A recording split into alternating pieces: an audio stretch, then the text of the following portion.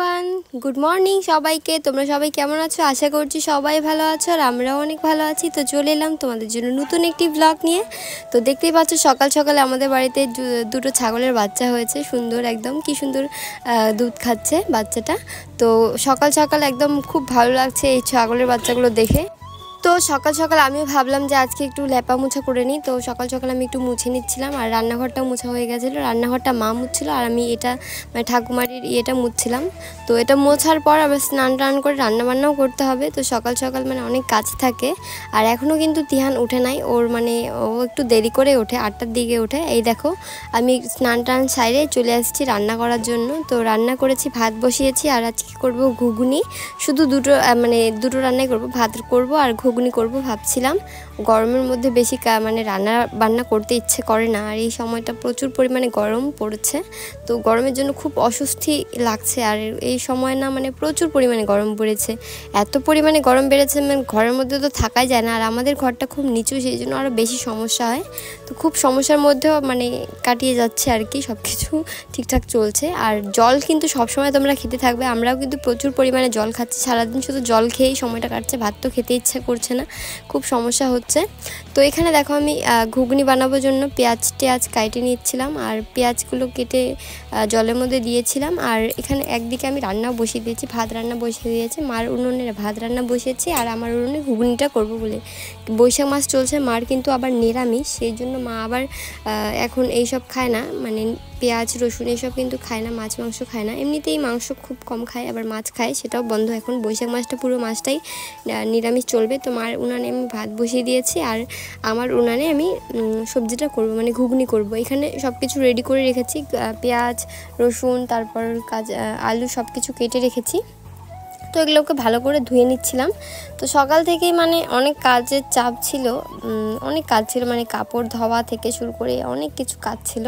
তো সেগুলো আস্তে আস্তে সবগুলোই করেছি, করে স্নান করে দুপুর 11টার দিকে আমি কিন্তু রান্না বসিয়েছিলাম, মানে দুপুরের দিকে রান্না বসিয়েছি, কারণ সকালবেলা কিচ্ছু খাইনি।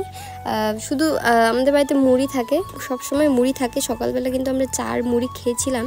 তো খাওয়া দাওয়ার পরে ওই কাজগুলো করে মানে ঘর গোছানো থেকে শুরু করে লেপা মোছা করেছি, আবার মানে ইসেও করেছি অনেক কাজ যেগুলো ছিল আমার। রান্না বান্না তো করতেই লাগে, সেটা মাস্ট।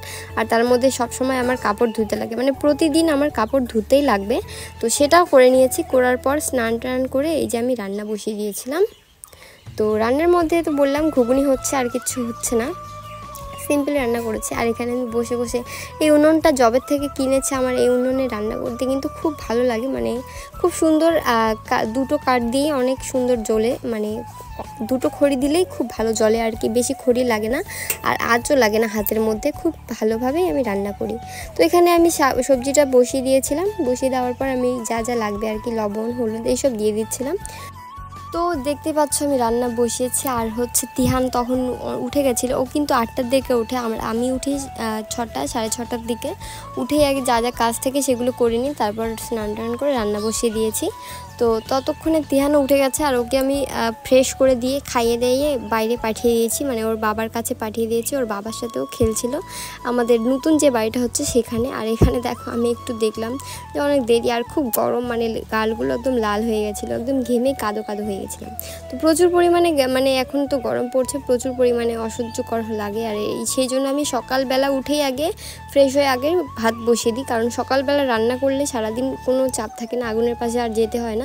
আর দেখো রান্নাবান্না হয়ে গেছে, আমরা সবাই মিলে খেতে বসেছি। আমার ছোটো ভাগ্নিও এসেছিলো, ওই যে দেখতে পাচ্ছ, ও কিন্তু আড়ালে চুপি, মানে ও বলছে আমি ক্যামেরার সামনে আসবো না, তো ও লুকিয়ে আছে, দেখো বুঝতেই পারছো।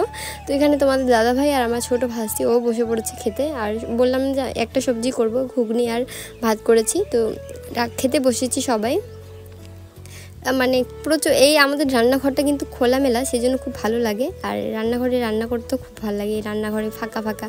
তো দেখো তিহান এখানে পাঁপড় খাচ্ছে আর এখানে আমরা দুপুরবেলা আড্ডা দিচ্ছিলাম, মানে খাওয়া দাওয়া করার পর আমি সুপারি মুখে ঢুকিয়েছি, আড্ডা দিচ্ছি। আর তিহান পড়ে গেছিলো, সেজন্য ওর নাকটা একদম মানে অবস্থা শেষ হয়ে গেছে, তো ও পাঁপড় খাচ্ছে।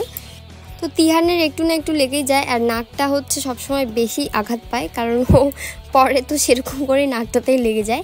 তো নাকটা অনেকবার এরকম ছুলে গেছিলো, তো ওর মানে একটুতে ব্যথা লাগে, সেও কিন্তু অ্যাডজাস্ট করে না, মানে ব্যথাটাকে অনুভব করতে দেয় না। মানে ব্যথা লাগলে কোনো দিনও কান্না করবে না, ওকে জাস্ট বুঝিয়ে বলা হয় যে না একটু ব্যথা পেয়েছো, ঠিক আছে, বা এরকম করে বুঝিয়ে বললেই ও ঠিক হয়ে যায়।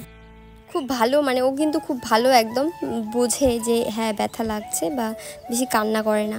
আর এখানে দেখো আমার মা আর বাবা পুজো করছে, তো দুপুরবেলায় পুজো হচ্ছে। তো চলো বন্ধুরা, আজকে ব্লগটা কিন্তু আমরা এখানেই শেষ করছি, দেখা হচ্ছে নেক্সট ব্লগে। আজকে টাটা, বাই বাই।